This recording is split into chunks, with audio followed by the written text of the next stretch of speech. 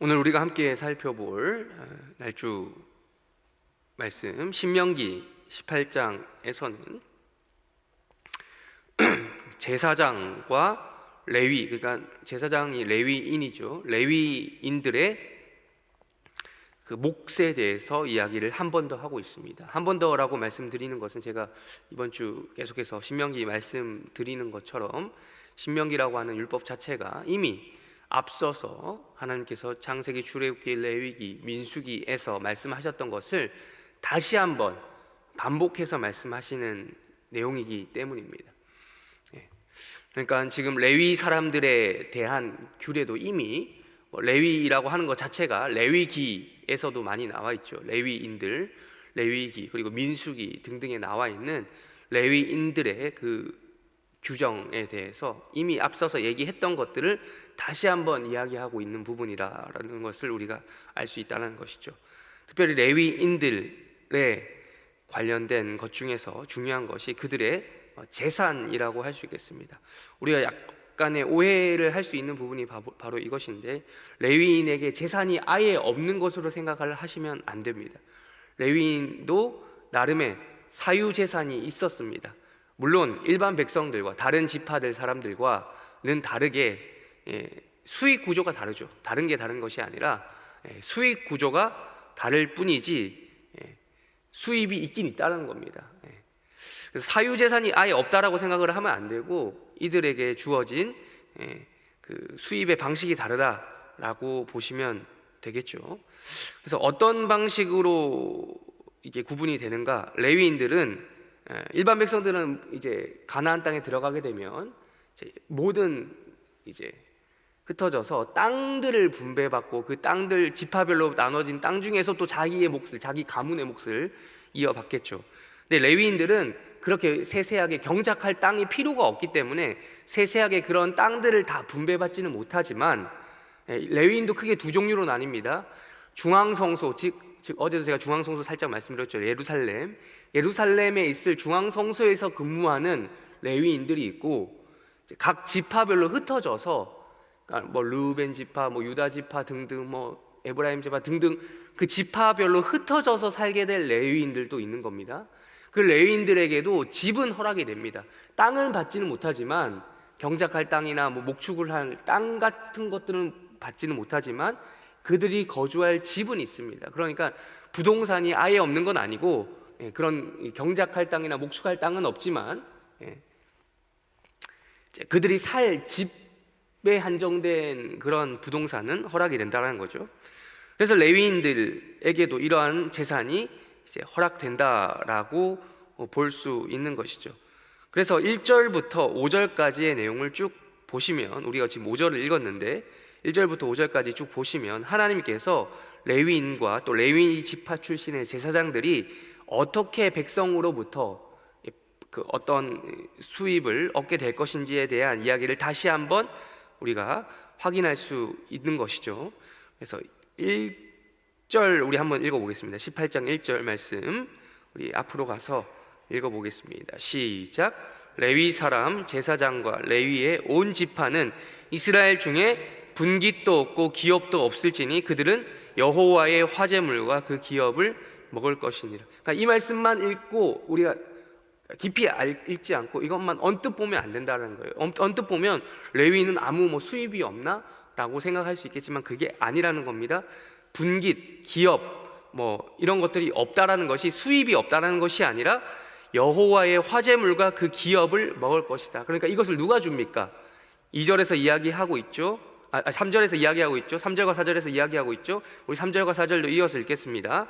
3절과 4절 읽겠습니다. 시작. 제사장이 백성에게서 받을 몫은 이러하니 곧 그 드리는 제물의 소나 양이나 그 앞다리와 두 볼과 위라 이것을 제사장에게 줄 것이요 또 내가 처음 거둔 곡식과 포도주와 기름과 내가 처음 깎은 양털을 네가 그에게 줄 것이니. 그러니까 다양한 종류의 그것들을 이야기하고 있습니다. 심지어 제물의 그 동물의 부위까지 설정을 해주고 있어요. 뭐 내장, 위 같은 경우는 위 내장을 얘기하는 거죠. 내장이나 이 볼살이라든지 뭐 또 앞다리라든지 이런 아주 구체적인 것까지 이야기를 해주고 있습니다. 율법에 이런 것들을 레위인들과 제사장에게 줘야 된다라는 이야기를 하고 있고, 또 곡식과 포도주와 뭐 이런 등등 목축해서 얻는 그런 것들과 그리고 경작을 해서 얻을 수 있는 이런 모든 것들을 중에서 레위인들에게 바쳐야 될, 레위인들을 통해서에게 줘야 될 이런 의무를 이야기하고 계시다라는 겁니다. 그런 다음에 우리가 아까 읽은 5절 말씀에서 이렇게 이야기하는 거죠. 5절 말씀 읽었지만 다시 한번 읽겠습니다. 18장 5절 말씀 읽겠습니다. 시작. 이는 내 하나님 여호와께서 내 모든 지파 중에서 그를 택하여 내시고 그와 그의 자손에게 항상 여호와의 이름으로 서서 섬기게 하셨습니다. 자, 이게 그러니까요, 레위인들이 이런 몫을 받는 이유가 있다. 이렇게 수입을 얻는, 레위인들이 수익을 얻는 구조가 이것 때문이라는 것이죠. 하나님께서 모든 지파 중에서 12지파 중에서 이 레위 지파를 택하여 내셨다라는 거예요. 레위인들이 왜 레위 지파가 된 것인지는 여러분들이 성경 말씀 앞부분 우리가 율법에서 확인했죠. 레위인들이 아무도 하나님 편에 서지 않았어요. 출애굽기에 나오죠. 모세 당시의 이야기죠. 물론 신명기도 모세 당시이지만, 모세가 이스라엘 백성들이 출애굽한 지 얼마 안 돼서 모세가 시내산 올라갔을 때 백성들이 어떤 잘못을 저질렀습니까? 금송아지를 만들어서 섬겼어요. 그때 모세가 내려와서 막 화를 냈을 때 모세 편에 섰던 사람, 즉 여호와 편에 섰던 사람들이 누구밖에 없었습니까? 레위인들밖에 없었습니다. 그래서 레위인들이 같은 동족들을 죽이면서까지 뭐 이런 저런 일을 겪으면서 하나님께서 레위인들을 선택하시는 그런 과정이 있었다는 거죠. 물론 모든 백성들, 모든 이스라엘의 12지파들이 소중하지만, 하나님께 소중하지만, 특별히 그 중에서도 하나님 편에 적극적으로 섰던, 가장 어려운 시기에 하나님 편에 섰던 레위 지파들을 하나님께서 다시 한번 그 중에서 택하여 내셨다라는 말씀을 우리가 18장 5절 말씀에서도 확인을 할 수 있는 것입니다. 그래서 그와 그의 자손에게, 레위뿐만 아니라 레위의 후손들, 자자손손 대대로 항상, 여기 나오죠 5절에, 항상 그의 자자손손 대대로 하나님의 이름으로 서서 섬기게 하였기 때문에 이러한 뭐 일종의 특혜라고 하면 할 수 있겠죠. 이런 특혜가 주어졌다라는 것입니다. 레위인들의 직무는 아까도 말씀드렸지만 중앙성소에서 일을 하든 아니면 그 지파에 흩어져서 일을 하든 어쨌든 하나님을 예배하는 데 투입되는 예배 전문 인력이다라고 볼 수 있는 것입니다. 물론 이것을 지금 신약시대에 적용하자면 저와 같은 뭐 목사나 교역자들이 1차적으로 해당이 되겠죠. 그러나 여러분들 아시겠지만 구약의 개념을 그대로 문자적으로 신약에 갖다 붙여넣기 할 수 없습니다. 이 시대는, 신약 시대는 이제 많이 열려 있죠. 저 같은 사람을 성직자라고 부르는, 물론 믿지 않는 사람들은 저 같은 목사를 성직자라고 부르더라고요. 성직자. 성직자 혹은 뭐 잘 모르시는 분들. 근데 목사와 성직자는 좀 약간 개념이 다릅니다. 성직자는 가톨릭에서 좀 지칭하는 신부나 사제 같은 사람들을 성직자라고 하는 것이지, 목사는 성직자라고 분류하기는 좀 그런 부분이 있습니다. 왜냐하면 우리는 일반적인 직업 중에 하나로서 좀 특화된 교회에서 일하는 사람으로서 목사를 지칭하는 것이기 때문이죠. 그러니까 종교개혁 전통에 있어서 성직자라고 부르기보다는 그냥 목사라고 부르시면 됩니다. 목사 혹은 교역자라고 부르면 되는데, 그러니까 제가 왜 이 말씀을 드리냐면, 이 모든 성도들이 바꿔 말하면 뭐라는 것입니까? 저 같은 목사만 레위인이라고 불리면 안 되고, 누가 레위인이라고요? 이 범위가 확대되어서 여러분과 같이 하나님을 예배하는 모든 사람들이 다 뭐와 같다? 레위인과 같다라는 것입니다. 오죽하면 베드로서에서 이런 말씀을 하잖아요. 너희는 왕 같은 제사장이다. 이 말씀을 하는 것은 모든 사람들이 이 레위인과 같은 직무를 하게 되었다라는 이야기로 우리가 충분히 받아들일 수 있는 거죠. 제사장이 레위인으로부터, 레위 지파 출신의 사람이 제사장이 되지 않습니까? 그래서 우리가 알 수 있는 것은 우리가 모두가 레위인의 역할을 담당하고 있는 것이다. 물론 저 같은 목사가 좀 더 교회에서 일을 하면서 교회로부터 사례비를 받고 여러분이 낸 헌금 중 일정 부분을 떼어서 제가 헌금 사례비를 받을 수 있는 것처럼, 물론 레위인의 어떤 특성을 가지고는 있지만 근본적으로 우리가 신학적으로 따져보면 우리 모두가 레위인이다라고 할 수 있겠습니다. 특별히 저는 여기 새벽기도에 나오신 여러분들을 그 레위인 중에 레위인으로 지칭하고 싶습니다. 여러분들 월요일부터 지금 오늘 금요일 나오신 분들, 제가 새벽기도 이제 나올 때마다 여러분들을 보지만 월요일부터 오늘 금요일 나오신 분들은 대부분 월요일부터 나오시는 분들이에요. 그 얼굴입니다. 그 얼굴이 거의 하루 이틀 정도는 빠지실 수 있지만 대부분 그 얼굴인데, 특별히 이분들이 레위인들이에요. 왜냐하면 여러분들 시급으로 치면 여러분 새벽 시간에 출퇴근하는 시간, 이제 보시면 교회 준비해서 나오는 시간, 그리고 예배 마치고 돌아가시는 시간, 최소한 제가 계산을 해보면 2시간씩 하루에 쓰시는 거거든요. 2시간씩. 이거 일로 하면요, 새벽 할증이 있는지 모르겠어요. 야간 할증은 있는 걸로 알고 있는데, 추가 수당 같은 게 있는 걸로 알고 있는데, 새벽에는 추가 수당이 있는지 모르겠지만 어쨌든 시급으로 치면 이게 상당한 겁니다. 이 시간에 여러분들 일 안 하시고 뭐 하러 나오셨어요? 기도하러 나오셨습니다. 기도. 여러분들 레위인들이 뭐 하는 게 일이라고 했습니까? 예배 드리는 게 일이라고 했어요. 그 예배 드리는 것을 일로 삼아서 그것으로 이런 여러 가지 목들을 우리가 지금 앞에서 확인했던 그런 몫을 받을 수 있다라고 했습니다. 즉 바꿔 말하면 여기 계신 모든 분들이 이걸 전문적인 일로 하고 있다라는 겁니다. 물론 수익 구조가 다르겠죠. 이 세상 사람들은 나가서 그냥 일을 하면서 얻는 돈이고, 우리는 거기에다가 조금 더 시간을 할애해서 하나님을 예배함으로써 어떤 하나님의 은혜를 입고자, 내가 또 세상에 나가서 하게 될 일들을 통해서 하나님의 은혜를 얻고자 이곳에 나왔다는 것입니다. 이러한 원리가 또 적용되는 말씀, 우리 또 다른 날주 본문 한번 살펴보도록 하겠습니다. 구약성경 시편 말씀 보시겠습니다. 시편 105편 말씀 보시겠습니다. 시편 105편 8절에서 11절까지 말씀인데요, 우리 쭉 읽겠습니다.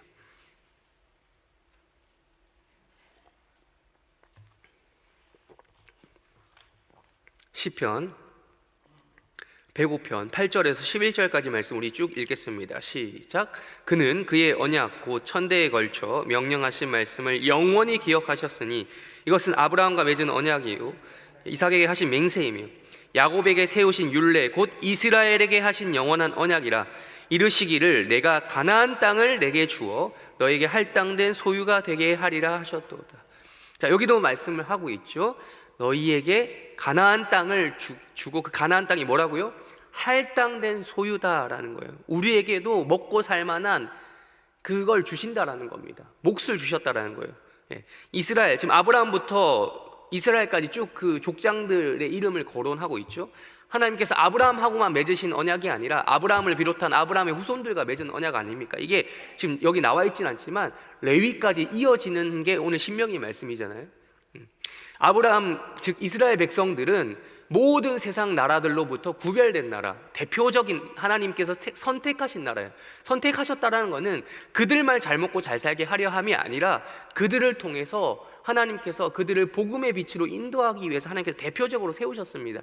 그런 다음에 하나님께서 아브라함과 그 민족들, 그 후손들에게 복을 주시죠. 왜냐하면 그들이 반드시 복을 받아야 복의 샘플로서 역할을 감당할 수 있기 때문입니다. 즉 하나님께서 또한 이스라엘 백성들에게 가나안 땅을 주시는 이유가 뭡니까? 또한 나아가서 그 가나안 땅 중에서도 레위 지파에게 땅을 따로 주시지 않고 그들을 먹여 살리는, 다른 백성들로 하여금 그들에게 헌금이나 등등 여러 가지 헌물들을 통해서 먹여 살리는 이유가 무엇입니까? 하나님께서 보여주고 싶은 거예요. 자기가 하나님 자신이 가나안 땅을 백성들에게 줘서 먹여 살린다라는 거예요. 먹여 살린다. 할당된 소유를 통해서 하나님께서 그들을 먹여 살린다라는 것을 보여주고 싶으신 것입니다. 우리 또 이어서 읽겠습니다. 41절과 42절도 읽겠습니다. 41절과 42절, 시편 105편 41절과 42절, 죄송합니다. 40절과 41절입니다. 죄송합니다. 40절과 41절입니다. 읽겠습니다. 시작. 그들이 구한즉 메추라기를 가져오시고 또 하늘의 양식으로 그들을 만족하게 하셨도다. 반석을 여신즉 물이 흘러나와 마른 땅에 강같이 흘렀으니. 아멘. 그러니까 이 말씀도 무엇입니까? 하나님께서 그들을 광야에서, 사막에서, 그들이 광야 땅에서 그 방황할 때도 하나님께서 이들을 굶겨 죽이지 않으시고, 가나안 땅에 지금 들어가기 전 이야기죠. 들어가기 전에도 이렇게 하셨다는 거예요. 초자연적인 역사를 통해서 먹여 살렸다는 거예요. 그렇다면 가나안 땅에 들어가고 나서는 어떻겠냐는 겁니다. 가나안 땅에 들어가기 전부터 하나님께서 이러한 역사로 먹여 살리셨는데, 이들이 한 게 뭐예요? 이스라엘 백성들이 돌아다니면서 한 게 뭐예요? 이들이 잘한 거라고는 하나님을 예배하고 하나님의 그 법에 따라 가나안 땅에 들어가기 전부터 정해진 규례에 따라 레위기나 뭐 민수기나 이런 법을 지키면서 하나님께 제사 드리고 이런 것들을 미리 연습한 것밖에 없습니다. 잘한 거라고는 그거밖에 없어요. 그 외에는 뭐 반역했다 이런 역사들 우리가 많이 보지 않습니까? 하나님께 대들었다 뭐 이런 것도, 그것 빼고는 잘한 게 없어요. 예배. 예.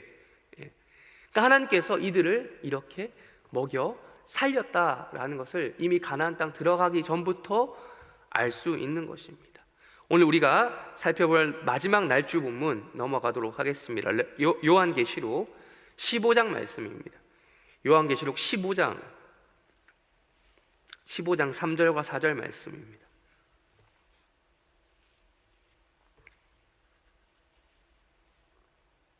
(3절과 4절) 말씀 읽겠습니다. 시작. 하나님의 종 모세의 노래 어린 양의 노래를 불러 이르되 주 하나님 곧 전능하신 이시여 하시는 일이 크고 놀라우시도다. 만국의 왕이시여 주의 길이 의롭고 참되시도다. 주여 누가 주의 이름을 두려워하지 아니하며 영화롭게 하지 아니하오리이까 오직 주만 거룩하시니이다. 주의 의로우신 일이 나타났음에 만국이 와서 주께 경배하리이다 하더라. 아멘. 요한계시록 15장 지금 우리가 읽은 3절과 4절의 말씀은 요한계시록에 여러 번 등장하는, 이미 앞서서 여러 번 등장했던 하나님을 영원토록 예배하는 천상의 예배를 보여주고 있습니다. 천상의 예배 장면이 여기만 나오는 건 아니에요. 앞에서 여러 번 나와요. 근데 뭐 계시록 말씀이 좀 이미지는 좀 조금씩 다른데 사실 반복이에요. 반복. 앞에서 뭐 계시록 7장이나 뭐 5, 6장인가 하여튼 거기에 보면 나오는 그런 예배의 장면을 똑같은 내용인데 사실 또 다른 표현을 하고 있는 것이라고 보시면 됩니다. 완전 뭐 다른 종류의 것이 아니라, 역시 15장 우리가 읽은 3절과 4절에서도 하나님의 종 모세의 노래 어린 양의 노래를 누군가 부르고 있습니다. 우리 읽지 않았지만 2절에 보시면 우상과 짐승과 뭐 이런 것들의 이름의 수 666이죠. 666 이런 하나님을 모든 대적하는 것들을 이기고 나서 그들로부터 벗어난 자들, 즉 바꿔 말하면 누굽니까? 우리와 같은 성도들을 이야기하는 겁니다. 천상에 이미 도달한 성도들, 그리고 천상에 들어가기로 예약이 된 우리와 같은 성도들이 하나님의 검은고를 가지고 모세의 노래 어린 양의 노래를 불러서 이렇게 말하고 있다. 이런 내용의 노래를 부르고 있다. 찬양을 하고 있다. 바꿔 말하면 하나님께 예배를 드리고 있다라는 것을 우리가 확인할 수 있습니다. 모세의 노래라고 얘기하죠. 우리 아까 읽은 것이 처음에 읽었던 날조 본문이 어디죠? 신명기 말씀입니다. 신명기 말씀 누가 썼습니까? 모세가 썼죠. 모세가 이런 노래를 하고 있는 것입니다. 모세의 노래가 다시 한번 이 계시록에서 재현이 되는 것입니다. 주 하나님 곧 전능하신 이시여 하시는 일이 크고 놀라우시도다. 만국의 왕이시여 주의 길이 의롭고 참되시도다 라고 노래를 시작하고 있는 것입니다. 그러니까 하나님을 예배하고 있는 겁니다. 여러분, 이것이 어디서 나타날 예배라고요? 천상에서, 지금부터 시작해서 천상까지 이어지는 예배라는 겁니다. 여러분, 예배도 살아있어야 드릴 수 있는 거예요. 죽은 자에게 예배라는 말이 해당될 수 있겠습니까? 물론 그런 천국에서 드리는 예배 말고 우리 목숨을 얘기하는 거예요. 목숨. 예배도 살아있어야 드릴 수 있습니다.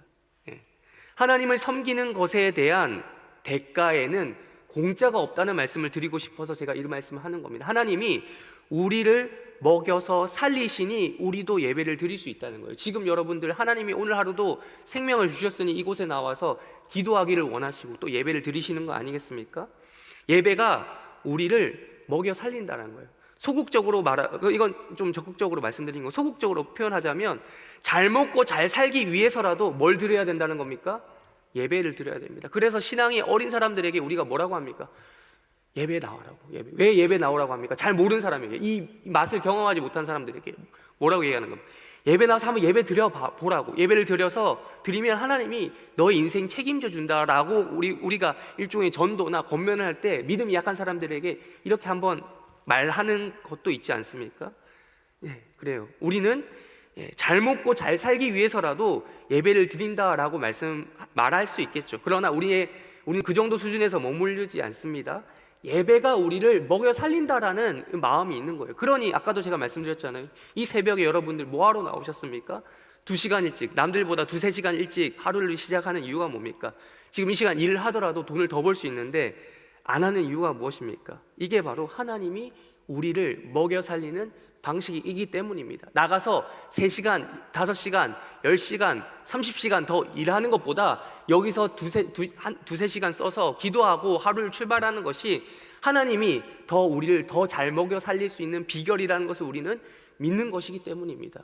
이러한 것을 믿으시는 하나님의 은혜가 우리 가운데 넘치시기를, 오늘 새벽 가운데 있기를, 여러분들의 있기를 주님의 이름으로 축원합니다. 여기에 하나님의 명예가 달려있기 때문이에요. 하나님 명예가, 하나님을 예배하는 자를 하나님이 책임지시지 않으시겠습니까? 그러니까 우리는 바꿔 말하면, 다시 한번 말씀드리면, 신명기의 말씀대로 하자면 우리는 레위인입니다. 세상에서 구별된 레위인입니다. 우리에게 이러한 마음이 있기를 바랍니다. 기도가 우리를 먹여 살린다. 또한 나아가서 예배가, 기도를 포함한 모든 예배가, 우리가 드릴 모든 예배가, 앞으로의 모든 예배가, 지금의 예배가 우리를 먹여 살린다. 나아가서 우리 요한계시록 15장에서 읽은 것처럼 우리는 영원히 살면서 예배를 드릴 것이다, 천국에서도 예배를 드릴 것이다 라는 이러한 믿음과 은혜가 올 하루 그리고 우리의 평생 가운데 있기를 주님의 이름으로 축원합니다.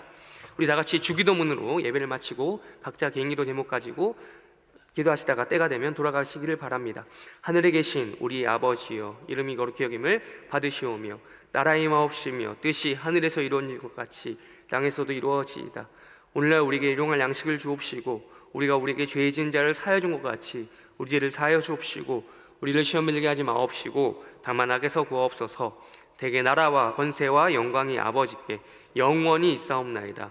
아멘.